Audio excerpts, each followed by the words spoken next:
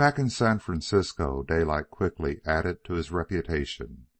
In ways it was not an enviable reputation. Men were afraid of him. He became known as a fighter, a fiend, a tiger. His play was a ripping and smashing one, and no one knew where or how his next blow would fall. The element of surprise was large. He balked on the unexpected, and fresh from the wild North, his mind not operating in stereotyped channels, he was able in unusual degree to devise new tricks and stratagems. And once he won the advantage, he pressed it remorselessly. As relentless as a red Indian was said of him, and it was said truly. On the other hand, he was known as square. His word was as good as his bond, and this despite the fact that he accepted nobody's word. He always shied at a proposition based on a gentleman's agreement, and a man who'd ventured his honor as a gentleman in dealing with Daylight inevitably was treated to an unpleasant time. Daylight never gave his own word unless he held the whip hand. It was a case with the other fellow taking it or nothing. Legitimate investment had no place in Daylight's play. It tied up his money and reduced the element of risk. It was the gambling side of business that fascinated him, and the play in his slashing manner required that his money must be ready to hand. It was never tied up save for short intervals, for he was principally engaged in turning it over and over, raiding here and there and everywhere, a veritable pirate of the financial main. A 5% safe investment had no attraction for him, but to risk millions in sharp, harsh skirmish, standing to lose everything or to win 50 or 100%, was the savor of life to him. He played according to the rules of the game, but he played mercilessly. When he got a man or a corporation down and they squealed, he gouged no less hard. Appeals for financial mercy fell on deaf ears. He was a freelance, and he had no friendly business associations. Such alliances as were formed from time to time were purely affairs of expediency, and he regarded his allies as men who would give him the double cross or ruin him if a profitable chance presented. In spite of this point of view, he was faithful to his allies. But he was faithful just as long as they were, and no longer. The treason had to come from them, and then it was, where Daylight? The businessmen and financiers of the Pacific Coast never forgot the lesson of Charles Klinkner and the California and Altamont Trust Company. Klinkner was the president. In partnership with Daylight, the pair raided the San Jose Interurban. The powerful Lake Power and Electric Lighting Corporation came to the rescue, and Klinkner, seeing what he thought was the opportunity, went over to the enemy in the thick of the pitched battle. Daylight lost $3 million before he was done with it, and before he was done with it, he saw the California and Altamont Trust Company hopelessly wrecked, and Charles Klinkner a suicide in a felon's cell. Not only did Daylight lose his grip on San Jose Interurban, but in the crash of his battle front he lost heavily all along the line. It was conceded by those competent to judge that he could have compromised and saved much, but instead he deliberately threw up the battle with San Jose Interurban and Lake Power, and apparently defeated, with Napoleonic suddenness struck at Klinkner. It was the last unexpected thing Klinkner would have dreamed of, and Daylight knew it. He knew further that the California and Altamont Trust Company has an intrinsically sound institution, but that just then it was in a precarious condition due to Klinkner's speculations with its money. He knew also that in a few months the trust company would be more firmly on its feet than ever, thanks to those same speculations, and that if he were to strike, he must strike immediately. It was just that much money in pocket and a whole lot more, he was reported to have said in connection with his heavy losses. It was just so much insurance against the future. Henceforth, men who go in with me on deals will think twice before they try to double-cross me, and then some. The reason for his savageness was that he despised the men with whom he played. He had a conviction that not one in 100 of them was intrinsically square, and as for the square ones, he prophesied that, playing in a crooked game, they were sure to lose and in the long run go broke. His New York experience had opened his eyes. He tore the veils of illusion from the business game and saw its nakedness. He generalized upon industry and society somewhat as follows. Society as organized was a vast bunco game. There were many hereditary inefficients, men and women who were not weak enough to be confined in feeble-minded homes, but who were not strong enough to be aught else than hewers of wood and drawers of water. Then there were the fools who took the organized bunco game seriously, honoring and respecting it. They were easy game for the others, who saw clearly and knew the bunco game for what it was. Work, legitimate work, was the source of all wealth. That was to say, whether it was a sack of potatoes, a grand piano, or a 7-passenger touring car, it came into being only by the performance of work. Where the bunco came in was in the distribution of these things after labor had created them. He failed to see the horny-handed sons of toil enjoying grand pianos or riding in automobiles. How this came about was explained by the bunco. By tens of thousands and hundreds of thousands, men sat up nights and schemed how they could get between the workers and the things the workers produced. These schemers were the business men.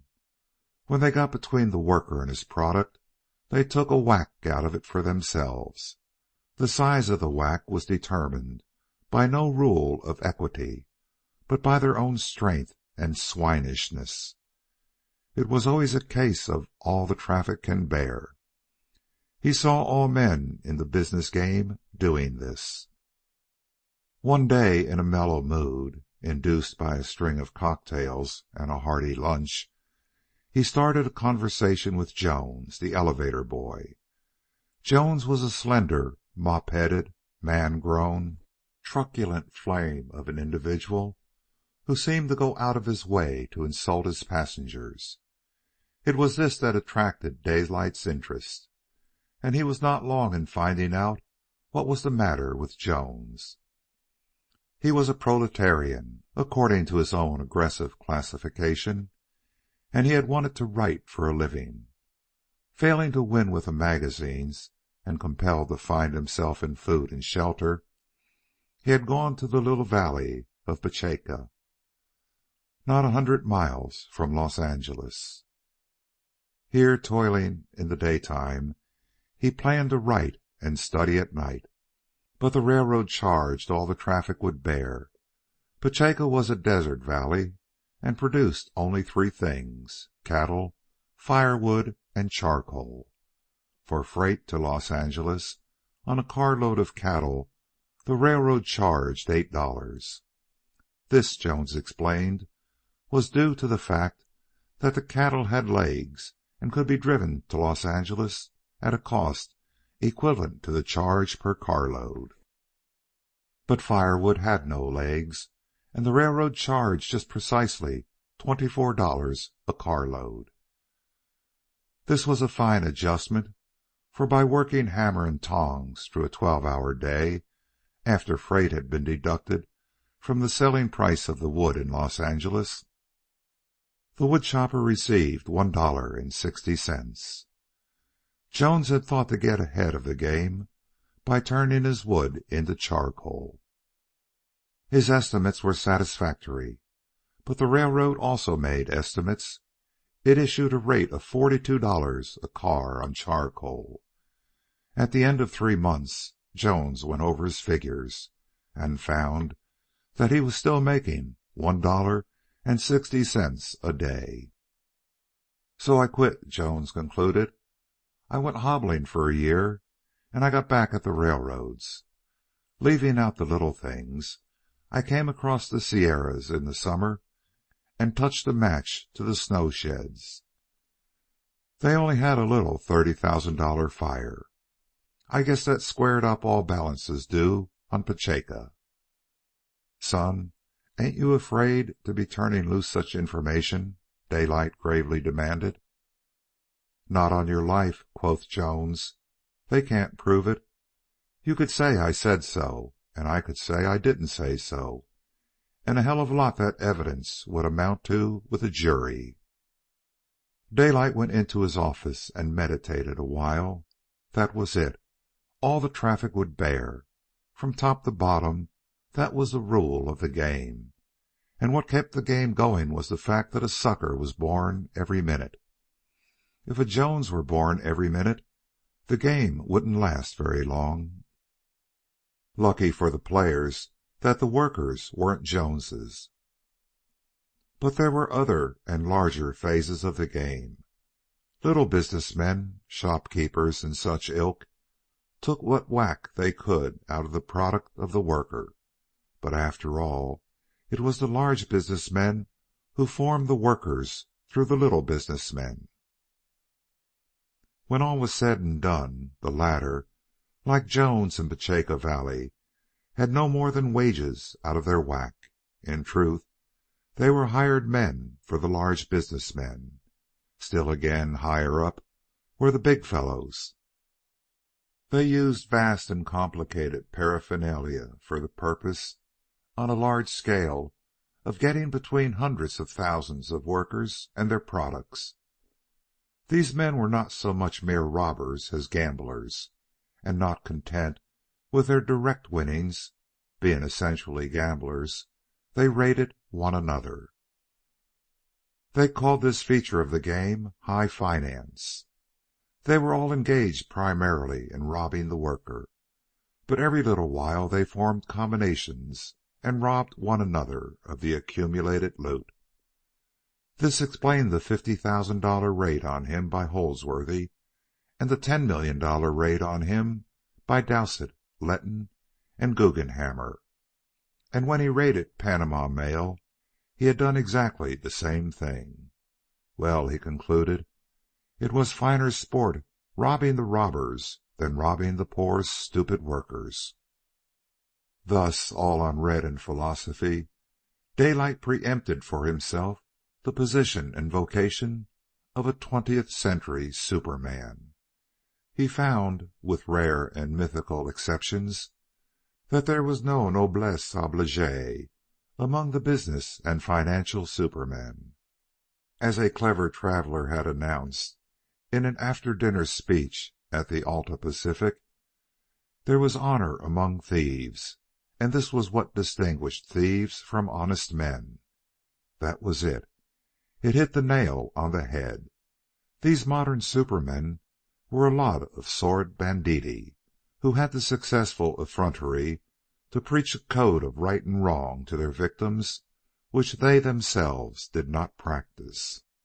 With them a man's word was good just as long as he was compelled to keep it. Thou shalt not steal was only applicable to the honest worker. They, the supermen, were above such commandments. They certainly stole and were honored by their fellows according to the magnitude of their stealings. The more Daylight played the game, the clearer the situation grew. Despite the fact that every robber was keen to rob every other robber, the band was well organized. It practically controlled the political machinery of society, from the ward politician up to the Senate of the United States. It passed laws that gave it privilege to rob. It enforced these laws by means of the police, the marshals, the militia, and the regular army, and the courts. And it was a snap. A Superman's chiefest danger was his fellow Superman. The great stupid mass of the people did not count.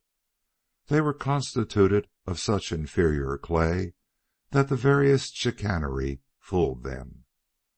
The Superman manipulated the strings, and when robbery of the workers became too slow or monotonous, they turned loose and robbed one another. Daylight was philosophical, but not a philosopher. He had never read the books. He was a hard-headed, practical man, and farthest from him was any intention of ever reading the books.